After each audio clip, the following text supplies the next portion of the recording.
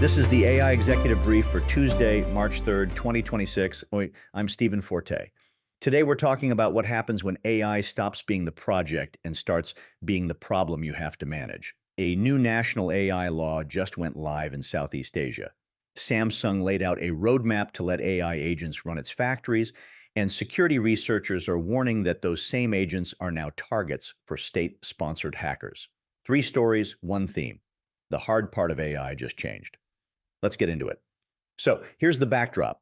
The conference board dropped a survey recently showing that CEOs now rank AI as their single biggest business risk. Not cyber, not geopolitics, AI. And that's not because they've soured on it. Confidence in AI-driven growth actually went up. It's because the stakes did too. AI moved from the innovation lab to the P&L, and suddenly every deployment carries regulatory, security, and operational weight. That tension, AI as both your biggest opportunity and your biggest exposure, is exactly what today's stories are about. Okay, so first up, as of March 1st, Vietnam's national AI law is officially in effect. This is one of the first comprehensive AI laws in all of Southeast Asia, and it's modeled loosely on the EU AI Act. Risk-based framework, mandatory human oversight for high-risk decisions, disclosure obligations, a centralized governance role under Vietnam's Ministry of Science and Technology. Now, if you're thinking, I don't operate in Vietnam, why do I care? Hold on.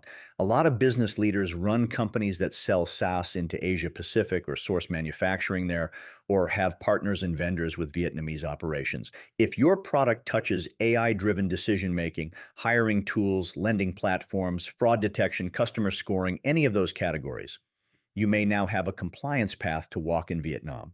The law specifically defines high-risk AI categories and requires disclosure when AI is involved in consequential decisions.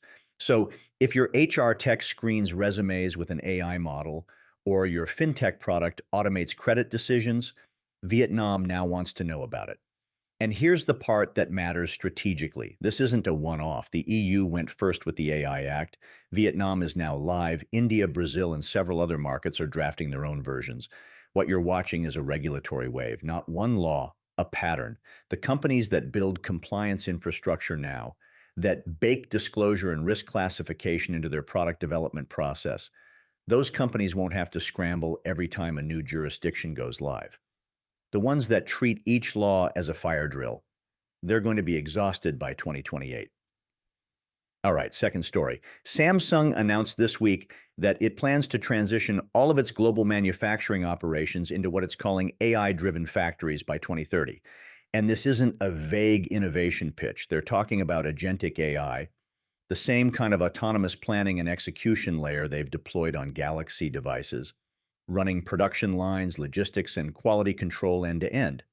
Here's what caught my attention. Samsung isn't describing AI as a tool that helps workers do their jobs better. They're describing AI as a layer that plans, executes, and optimizes across the entire chain, with humans overseeing, not operating. That's a meaningful shift in language from one of the largest manufacturers on Earth. And they put a date on it, 2030. That's not someday, that's 4 years.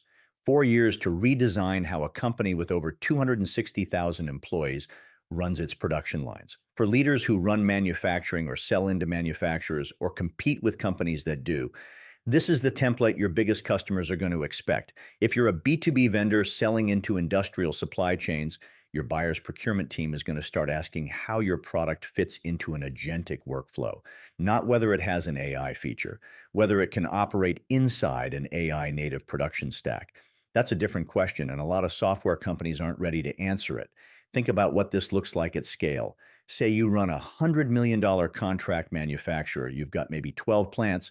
Samsung's playbook says those plants should have AI agents coordinating scheduling, flagging quality issues, rerouting logistics in real time. Your customers are going to ask you, not if you're doing this, but when. And they're going to benchmark you against Samsung's timeline. Now, zoom out for a second because the third story is the other side of this coin. Security firms are raising alarms that state-sponsored threat actors, we're talking nation-state hackers, are actively probing enterprise AI agent frameworks. They're exploiting identity gaps and visibility blind spots inside fast-growing agent deployments. The kind of deployments that companies are racing to build right now. I've been sitting with this one because the timing is almost too perfect. Samsung says deploy agents everywhere. Security researchers say agents are the new attack surface. And they're both right. Here's the thing most leadership teams haven't caught up to yet. When you deploy a traditional app, it has a defined scope.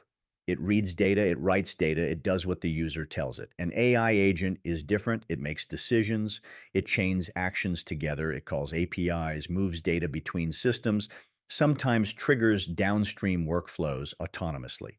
If a bad actor compromises that agent or just manipulates its inputs, the blast radius is way bigger than a compromised user account. What does this mean in practice? It means your security team needs to treat every AI agent like an employee with a badge and a job description. Least privilege access, the agent only touches what it needs to touch. Identity management, you know exactly which agent did what, when, and why.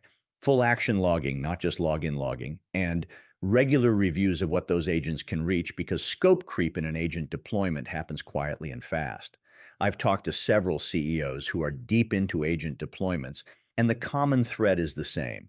The security architecture hasn't kept pace with the ambition. You've got teams spinning up agents in weeks and security reviews that take months. That gap is exactly where threat actors are parking themselves. They don't need to break through your firewall. They just need to find the agent that has more access than it should and nudge it in the wrong direction. If you're a CEO greenlighting agent projects right now, and you probably should be, the question to ask your CTO isn't just what can this agent do? It's what can this agent access and what happens if someone else controls it? That's your board level question for Q2. So let me tie this together. Three stories. A new AI law in Vietnam, Samsung rebuilding its factories around autonomous agents, state-sponsored hackers targeting those very agents. What's the thread? 18 months ago, the executive AI conversation was about adoption. Can we use it? Should we use it? How do we get started? That conversation is over. The new conversation is about governance. How do we stay legal across 12 jurisdictions when each one defines high-risk AI differently? How do we secure autonomous systems that make decisions without a human in the loop? How do we build fast enough to compete with Samsung's timeline while building carefully enough to survive a nation state attack? I think this is the most important shift happening in enterprise AI right now, and it's one a lot of teams are still underestimating. Deploying AI is no longer the hard part. Managing it legally, operationally, and from a security standpoint, that is the new executive challenge. The companies that build governance into the foundation won't just avoid risk. They'll move faster than everyone else because they won't have to stop and rebuild trust every time a new regulation drops or a new threat emerges. Governance isn't the brake pedal, it's the steering wheel. Bring that to your next leadership meeting. Ask your team, who owns AI governance in your company? If the answer is nobody yet, that's your Monday morning action item. That's the AI Executive Brief for Tuesday, March 3rd. I'm Stephen Forte. If this was useful, share it with someone who needs to hear it. I'll be back tomorrow with more. Until then, stay sharp.